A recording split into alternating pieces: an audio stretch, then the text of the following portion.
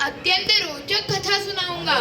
तत्पश्चात मैं रामायण में से रावण की भूमिका के 2 अंश प्रस्तुत करूंगा। ये भूमिका सियावर रामचंद्र की जय इस बाल नाट्य का एक अंश है। प्रसिद्ध टीवी अभिनेत्री श्रीमती राधिका देशपांडे इस नाटक की लेखिका एवं निर्देशिका है और ये मेरी नाट्य गुरु भी है। तो चलिए पहले मैं आपको गणेश जी और रावण की कथा सुनाता हूँ। प्राचीन समय की बात है। गुरु शुक्राचार्य ने रावण की माता कैकसी से कहा, पुत्री कैकसी, रावण के दुष्कर्मों के कारण उसका और पूरे असुर कुल का विनाश हो सकता है। इस विनाश को रोकने का एक ही उपाय है कि रावण अपने आराध्य देवता भोलेनाथ को लंका में बसने के लिए विवश करे। माता कैकसी के कहने पर रावण ने शिव जी की घोर तपस्या की, परंतु जब वर मांगने का समय आया तब वे भक्ति में विलीन होकर केवल शिव जी के चरणों की धूल मांग कर ले आए। शिव जी ने इस बात से प्रसन्न होकर रावण को चंद्रहास खड्ग प्रदान किया। माता कैकसी ने रावण को डांटकर फिर से शिव जी को अपने साथ लंका लाने का आदेश दिया। इस बार रावण ने माता पार्वती को मांग लिया और उनके साथ विवाह करने की चाहत व्यक्त की। शिव जी तो भोलेनाथ थे, भक्त जो भी मांगते वे दे ही देते, इसलिए माता पार्वती को रावण के साथ जाना तो पड़ा।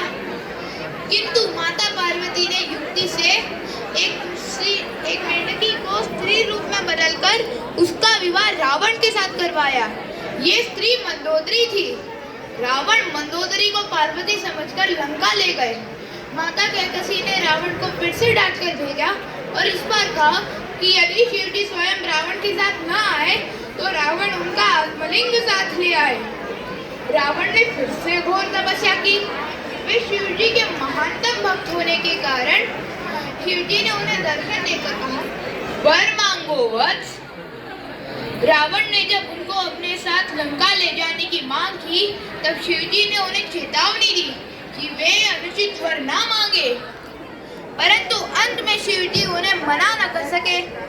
इसलिए अपना आत्मलिंग देते हुए कहा, इसे सावधानी से ले जाओ, 8 सूर्यास्त से पूर्व इसे स्थापित करना होगा। ये जिस जगह पर सर्वप्रथम भूमि पर रखा जाएगा ये वहीं पर स्थापित हो जाएगा।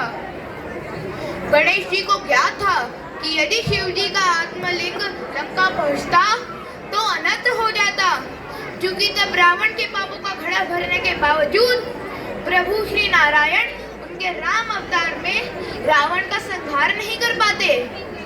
ऐसा क्यों? क्योंकि अगर शिव जी की छत्र छाया रावण पर होती तो राम जी उन पर प्रहार नहीं कर पाते।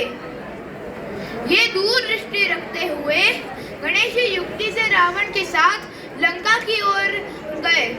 रास्ते में गणेश जी ने रावण की गति धीमी करने हेतु उनसे महादेव के 16 अवतारों की महिमा गाथा सुनाने का अनुरोध किया। कथा सुनाने के बदले में वे बीच बीच में रावण को जलपान कराते रहे। उनकी योजना थी, नहीं जा पाएंगे लंकेश तब लंका, जब व्याकुल करेगी उनकी आई लघु शंका। बताइए क्या थी योजना? जी हाँ, नहीं जा पाएंगे लंकेश तब लंका, जब व्याकुल करेगी उनकी आई लघु शंका।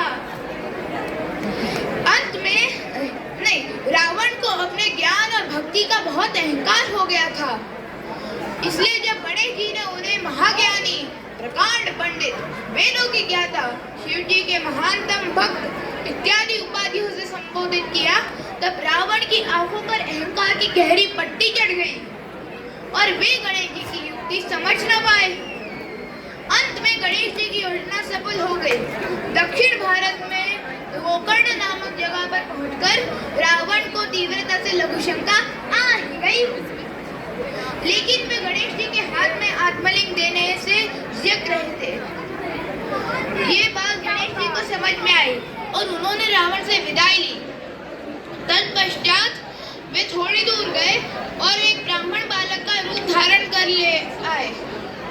रावण ने उस ब्राह्मण से सहायता मांगते हुए कहा, हे बालक, आप इस आत्मलिंग को 5 घड़ी तक संभालिए, तब तक मैं हल्का होकर संध्या वंदन करके लौटता हूँ।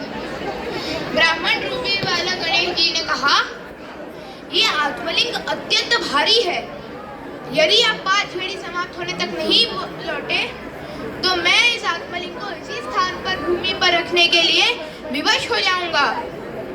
रावण को शीघ्रता से लघु शंका का निवारण करना था और इसलिए उन्होंने बिना सोचे शर्त स्वीकार कर ली।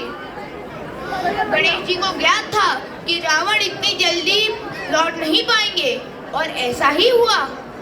5 घड़ी समाप्त होते ही गणेश जी ने उस आत्मलिंग को उसी स्थान पर स्थापित कर दिया।